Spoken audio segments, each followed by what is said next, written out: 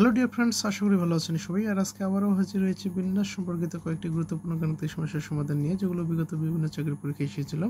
আর আজকের ক্লাসের প্রথম যে গাণিতিক সমস্যাটির সমাধান নিয়ে আলোচনা করব, এটি 46তম বিসিএস প্রিলিমিনারি পরীক্ষায় এসেছিল। কি বলেছে যে কণিক শব্দটির অক্ষরগুলো নিয়ে গঠিত বিন্যাস সংখ্যা কত? কণিক, এখানে 5টি লেটার রয়েছে। এই লেটারগুলোকে নিয়ে গঠিত বিন্যাস সংখ্যা কত সেটা নির্ণয় করতে হবে। অর্থাৎ 5টি লেটারের মধ্যে 5টি লেটার নিয়েই গঠিত বিন্যাস সংখ্যা। আমরা দেখেছিলাম যে n সংখ্যক জিনিস হতে যদি আমরা n সংখ্যক জিনিস নিয়েই যদি আমরা বিন্যাস সংখ্যা নির্ণয় করি, তাহলে সেখানে দেখেছিলাম npn ইকুয়াল টু কি ফ্যাক্টোরিয়াল n। কি দেখেছিলাম? Factorial n। অর্থাৎ n সংখ্যক জিনিসের মধ্যে n সংখ্যক জিনিস নেওয়া হয়, নিয়ে যদি বিন্যাস সংখ্যা নির্ণয় করতে চাই, তাহলে এটা তাহলে বিন্যাস যে সংখ্যা পাবো সেটা হচ্ছে কি ফ্যাক্টোরিয়াল n। তাহলে এখানে বিন্যাস সংখ্যা দ্বারাই কি বিন্যাস সংখ্যা হয় কি, এই যে কণিক রয়েছে 5টি লেটার, তো 5টি লেটারের মধ্যে যদি 5টি লেটারই নেওয়া হয়, তাহলে যে বিন্যাস সংখ্যা সেটা হচ্ছে কি ফ্যাক্টোরিয়াল 5, তাই না? তবে এখানে আরেকটি কথা রয়েছে, যদি n সংখ্যক জিনিসের মধ্যে যদি p সংখ্যক জিনিস একই, q সংখ্যক জিনিস একই এবং r সংখ্যক জিনিস যদি একই থাকে, তাহলে যে বিন্যাস সংখ্যাটি হবে সেটা হবে কি, এই যে n সংখ্যক জিনিসের মধ্যে n সংখ্যক জিনিস নিয়েই বিন্যাস সংখ্যা হচ্ছে কি ফ্যাক্টোরিয়াল n, এবং ওই n সংখ্যক জিনিসের মধ্যে যদি p সংখ্যক, q সংখ্যক, r সংখ্যক একই রকম বস্তু থাকে, তাহলে কি n factorial divided p factorial, q factorial, r factorial. ঠিক আছে, এগুলো কি হবে? ভাগ হবে। তাও এখানে দেখেন, এখানে কণিক শব্দটিতে দুটি c রয়েছে, তাহলে বিন্যাস সংখ্যা হবে কি ফ্যাক্টোরিয়াল 5 ডিভাইডেড ফ্যাক্টোরিয়াল 2। ঠিক আছে, ফ্যাক্টোরিয়াল 5 ডিভাইডেড ফ্যাক্টোরিয়াল 2। জয়টি একই রকম সংখ্যা রয়েছে, ঠিক সেই সংখ্যাটির ফ্যাক্টোরিয়াল কে কি করব, আমরা ভাগ করব, তাহলেই হবে কি নির্ণয় বিন্যাস সংখ্যা। তো এখান থেকে আমরা কি লিখতে পারি? ফ্যাক্টোরিয়াল 5 সমান কি লিখতে পারি? ফ্যাক্টোরিয়াল 5 গুণন ফ্যাক্টোরিয়াল 4 গুণন ফ্যাক্টোরিয়াল 3 গুণন ফ্যাক্টোরিয়াল 2 গুণন ফ্যাক্টোরিয়াল 1 ডিভাইডেড আর ফ্যাক্টোরিয়াল 2 সমান লিখতে পারি 2 গুণন 1। কারণ আমরা কি জানি যে ফ্যাক্টোরিয়াল 5 হচ্ছে কি 1 থেকে 5 পর্যন্ত সকল ধনাত্মক পূর্ণ সংখ্যার গুণফলকে, 1 থেকে 5 পর্যন্ত সকল ধনাত্মক পূর্ণ সংখ্যার গুণফলকে বলা হয় কি ফ্যাক্টোরিয়াল 5। তাহলে 2 ফ্যাক্টোরিয়াল হচ্ছে কি 2 গুণন 1। ঠিক আছে, তাহলে এখান থেকে 2 কেটে যায়, তাহলে এখান থেকে কি 4 5 20, 20 3 কি 60। তাহলে এই কণিক শব্দটির অক্ষরগুলো নিয়ে গঠিত বিন্যাস সংখ্যা হবে 60। অ্যান্সার হচ্ছে কি গো। নেক্সট কোশ্চেনটা দেখি। এখানে কি বলেছে যে এ বি সি বর্ণের 3টি করে বর্ণ নিয়ে কত প্রকারের বিন্যাস করা যায়। এখানে এ বি সি মানে কি, এখানে কিন্তু 3টি বর্ণই রয়েছে, তাই না? এই 3টি বর্ণের মধ্যে 3টি বর্ণই নিয়ে বিন্যাস সংখ্যা কত হবে? আমরা কি জানি যে n সংখ্যক জিনিসের মধ্যে n সংখ্যক জিনিস নিয়েই বিন্যাস সংখ্যা হচ্ছে কি ফ্যাক্টোরিয়াল n। তাহলে এই 3টি জিনিসের মধ্যে 3টি জিনিস নিয়েই বিন্যাস সংখ্যা হবে কি নির্ণেয় বিন্যাস সংখ্যা হবে কি ফ্যাক্টোরিয়াল 3। যেহেতু এখানে কি এ বি সি 3টি লেটার রয়েছে, তাই না? তাহলে এই 3টি লেটারের মধ্যে 3টি নিয়েই বিন্যাস সংখ্যা হবে কি ফ্যাক্টোরিয়াল 3। যেহেতু আমরা কি জানি যে n সংখ্যক জিনিসের মধ্যে n সংখ্যক জিনিস নিয়ে যে বিন্যাস সংখ্যা সেটা হচ্ছে কি ফ্যাক্টোরিয়াল 3। তাহলে এখানে 3টির মধ্যে 3টি নিলেই হবে কি ফ্যাক্টোরিয়াল 3। এখন 4টির মধ্যে যদি আমরা 4টিই নিই, তাহলে np যে p যে 4p4 ইকুয়াল টু কত হবে ফ্যাক্টোরিয়াল 4। আর 3টির মধ্যে যদি আমরা 3টি নিই, তাহলে কি হবে বিন্যাস সংখ্যা হবে ফ্যাক্টোরিয়াল 3।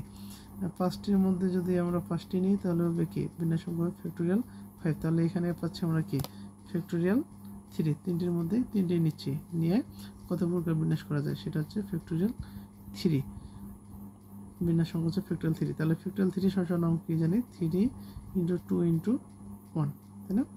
কেননা আমরা কি জানি ফ্যাক্টরিয়াল 3 হচ্ছে কি 1 থেকে 3 পর্যন্ত যতগুলো পূর্ণ সংখ্যা রয়েছে তাদের গুণফলকে বলা হয় ফ্যাক্টরিয়াল 3। তাহলে এখান থেকে হচ্ছে কি 3 দুগুণে 6। তাহলে এবিসি বর্ণের 3টি করে বর্ণ নিয়ে কত প্রকার বিন্যাস করা যাবে? 6 উপায়ে। অ্যান্সার হচ্ছে ঘ। আশা করি বুঝতে পেরেছেন। বুঝতে না পারলে কমেন্টে জানাবেন, আমি আবারও বুঝিয়ে দেওয়ার চেষ্টা করব। তারপর আরও কিছু গাণিতিক সমস্যার সমাধান দেখি। এখানে কি বলেছে যে প্যারালাল শব্দটির অক্ষরগুলি সবগুলি একত্রে নিয়ে কত প্রকারে সাজানো যায় তা বের করে। এটি চট্টগ্রাম বিশ্ববিদ্যালয় 2016-17 শিক্ষাবর্ষে এসেছিল, শিক্ষাবর্ষের পরীক্ষায় এসেছিল। তো এখানে বলছে প্যারালাল শব্দটি অক্ষরগুলো নিয়ে, অক্ষরগুলির সবগুলি একত্রে নিয়ে কত প্রকার সাজানো যায়।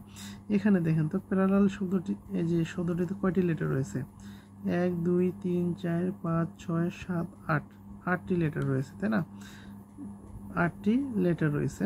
তাহলে 8টি লেটারের মধ্যে 8টি লেটার নিয়েই যদি আমরা বিন্যাস নির্ণয় করতে চাই, তাহলে কি নির্ণয় বিন্যাস সংখ্যা কত হবে? নির্ণয় বিন্যাস সংখ্যা হবে কত? ফ্যাক্টরিয়াল 8, তাই না? এখন এখানে দেখেন এই প্যারালাল শব্দটিতে একই রকম লেটার রয়েছে, 2টি এ, আবার 3টি এল রয়েছে, 2টি এ রয়েছে, 3টি এল রয়েছে। তাহলে সূত্র অনুসারে সেগুলো কি হবে? ভাগ হবে 2 ফ্যাক্টরিয়াল 3 ফ্যাক্টরিয়াল। যেমন আমরা জানি যে n সংখ্যক জিনিস হতে n সংখ্যক জিনিস নিয়েই বিন্যাস সংখ্যা হচ্ছে কত? Factorial n। এবং ওই n সংখ্যক জিনিসের মধ্যে যদি p সংখ্যক একই রকম, q সংখ্যক একই রকম, r সংখ্যক একই রকম জিনিস থাকে, তাহলে সেটা কি হবে?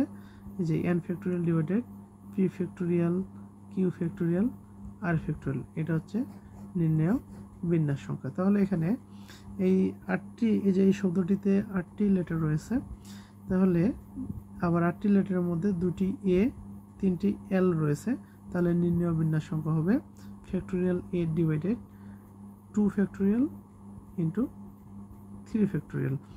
এখন আমরা মানগুলো নির্ণয় করব। 8 ফ্যাক্টরিয়ালকে আমরা কীভাবে লিখতে পারি? 8 গুণন 7 গুণন 6 গুণন 5 গুণন 4 গুণন 3 গুণন 2 গুণন 1। 8 ফ্যাক্টরিয়াল অর্থ হলো 1 থেকে 8 পর্যন্ত যতগুলো ধনাত্মক পূর্ণ সংখ্যা রয়েছে তাদের গুণফলের সমান।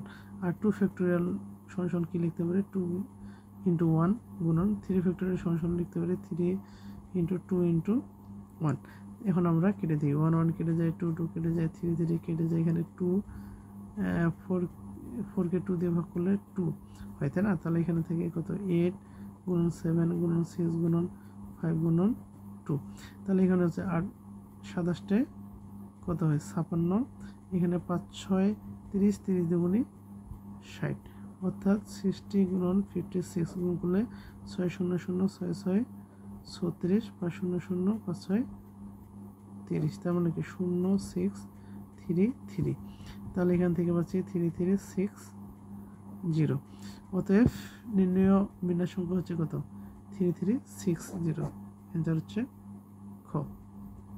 আশা করি বুঝতে পেরেছেন। না বুঝতে পারলে কমেন্টে জানাবেন, আমরা বুঝিয়ে দেওয়ার চেষ্টা করব। নেক্সট আরেকটি গাণিতিক সমস্যার সমাধান নিয়ে আলোচনা করে। এখানে কি বলছে? ম্যাথামেটিক্স শব্দটির বর্ণগুলিকে কত প্রকার সাজানো যায়? এখানে 4টি অপশন দেওয়া রয়েছে। এটি সরকারি মাধ্যমিক বিদ্যালয়ের সহকারী শিক্ষক 2009 এর নিয়োগ পরীক্ষায় এসেছিল। এখানে দেখেন ম্যাথামেটিক্স শব্দটিতে কয়টি লেটার রয়েছে? ম্যাথামেটিক্স শব্দটিতে 1 2 3 4 5 6 7 8 9 10 11। এখানে 11টি লেটার রয়েছে, তাই না? 11টি লেটারের মধ্যে এই যে এম রয়েছে 2টি, তাই না? এই যে এম রয়েছে কয়টি? 2টি। আবার দেখেন এ রয়েছে 2টি, তাই না? আবার টি, এই যে টি রয়েছে 2টি, এম রয়েছে 2টি, এ রয়েছে 2টি, টি রয়েছে 2টি, আর এস নাই, ই নাই, সি এস এগুলো নেই। তাহলে কি নির্ণয় বিন্যাস সংখ্যা কত হবে?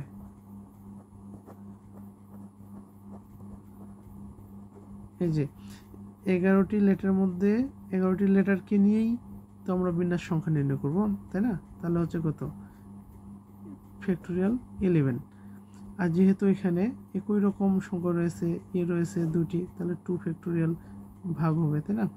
আবার এম রয়েছে দুটি, তাহলে কি 2 ফ্যাক্টোরিয়াল ভাগ হবে। আবার টি রয়েছে দুটি, তাহলে কি আবার 2 ফ্যাক্টোরিয়াল ভাগ হবে।